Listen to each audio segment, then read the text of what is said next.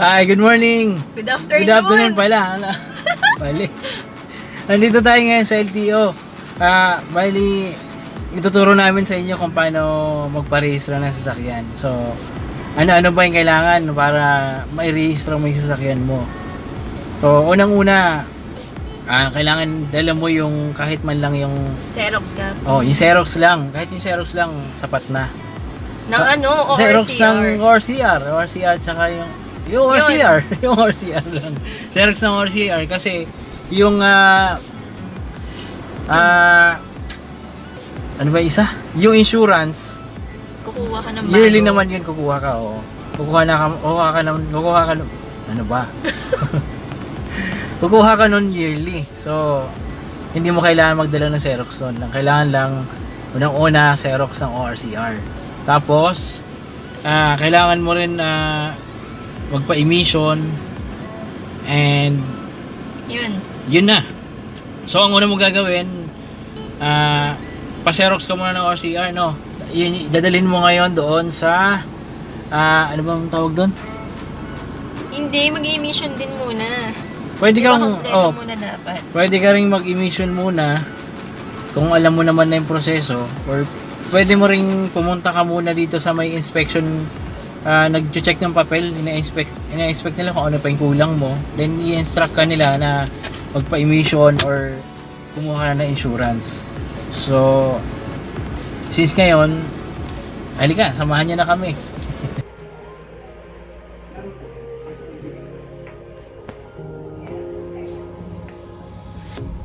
A pair of jeans, a shirt or two. We didn't pack as if we weren't going back. Magkano insurance? Got a feeling love will give us what we Ma'am, CTPL yan ma'am, ano? Ma'am, clarify ko lang po, ano? Yung CTPL para sa third party liability lang po yan. Yung kung sakali makakadisgrasya, yung taong nabangga. Ayun. Sige ma'am, thank you po. Thank you po. see the stuff the world has got in store. I wanna take it all in, I'm falling. The cityscape by night, wanna catch in my photos. Where you go, every corner twice as bright. They'll be my treasures forever. When I can't hold you tight, I'll see the Stockholm lights. The Stockholm lights, the Stockholm lights.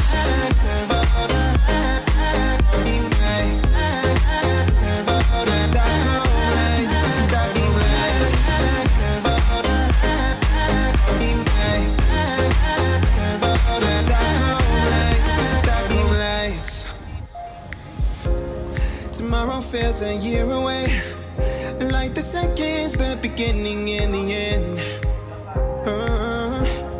But if in time it's yesterday, your picture's gonna bring it home to me again. The world is waiting up, the world is waiting half a step beyond our door. And if it's not enough, I wanna see the stuff the world has got in store.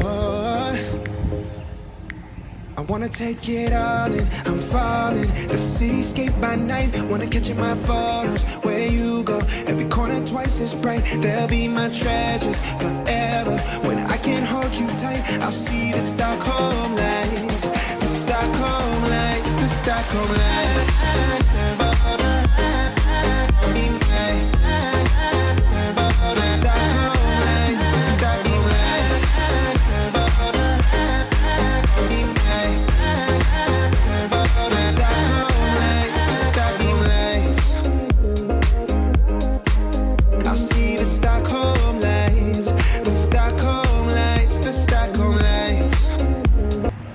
Nagana po lahat ng ilaw, sir, ha? Ako. Early warning device po, may dala. Meron po sa likod.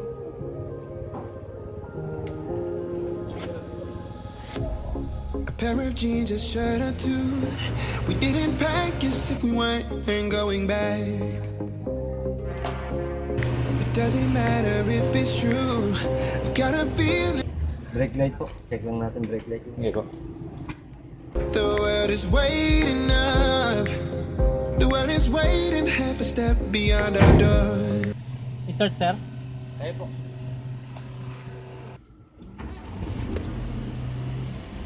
in store. I wanna take it all in, I'm falling. The cityscape by night, wanna catch in my photos. Where you go, every corner twice as bright. They'll be my treasures forever. When I can't hold you tight, I'll see the Stockholm lights. The Stockholm lights, the Stockholm lights.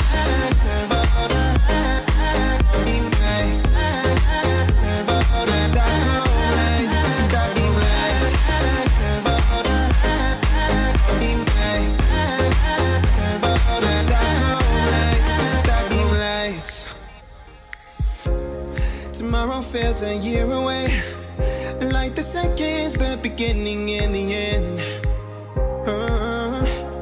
But if in time it's yesterday, your picture's gonna bring it home to me again. The world is waiting up, the world is waiting half a step beyond our door.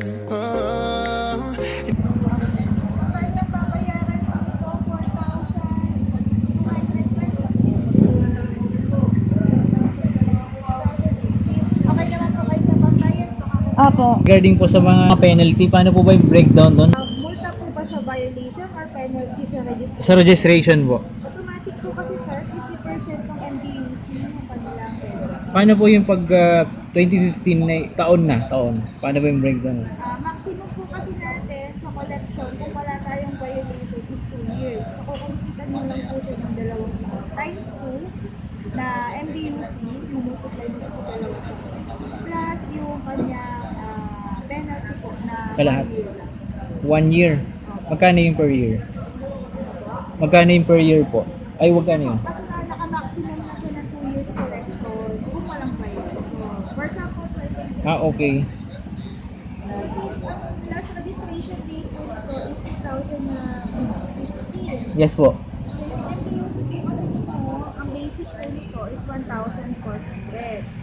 So since 2017, 18, 19 yung registration na hindi po kayo nakapagpa-renew, Yes po. itong 1/4 magiging 2/8 siya.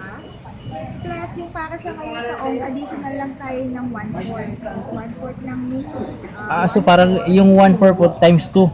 Opo, ito So, naging 2/8. Naging 2/8. Plus yung para sa ngayong, yun po ay para sa 2017-18 ninyo.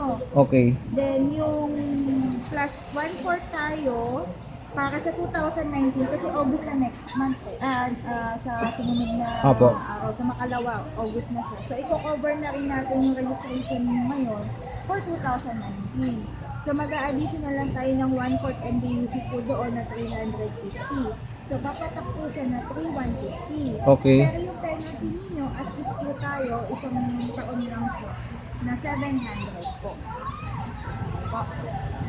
Pero kung kayo po ay may violation na unregistered, ang collection po niyan, so kung 3 taon, yung 1/4 po ninyo times 3 Pag may violation. na unregistered po, pag nahuli po ng hindi nakaregister. Tapos yung penalty ni 700 times 3 din po yun. Wow.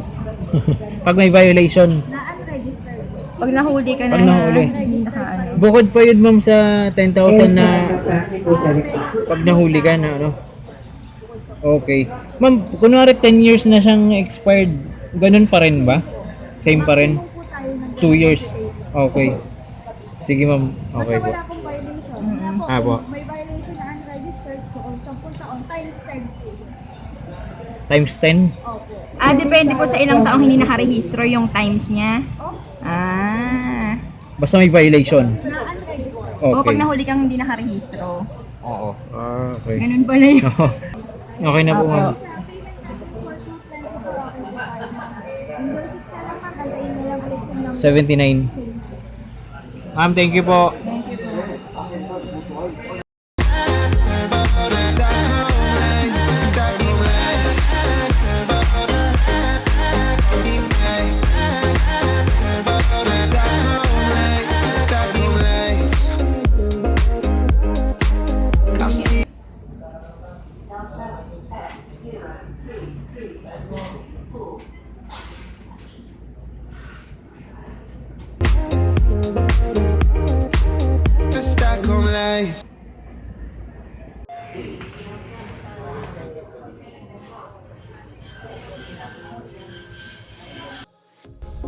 a pair of jeans, a shirt or two.